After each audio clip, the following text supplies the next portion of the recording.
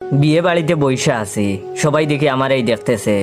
দেখুক আমি তো হ্যান্ডসাম, কিন্তু খাইতে দিবে কখন? খাবারের চিন্তায় অস্থির হইয়া এদিক ওদিক তাকাইতাছি। তখনই দেখি ব্ল্যাক শাড়ি পরা কিউট একটা মেয়ে ঢুকলো। উফ কি লাগতেছে। আর একটু পর দেখি নীল শাড়ি পরা একটা মেয়ে ঢুকলো। ব্যাপারটা কি? দুনিয়ার সব কিউটের ডিব্বাগুলা কি এই বাড়িতে আইসা পড়লো নাকি? যাই হোক, আমার তাতে কি, আমি তো ক্রাশ খামু। কিছুক্ষণ পর দেখি কয়েকটা মেয়ে একসাথে দাঁড়াইয়া সেলফি তুলতাছে।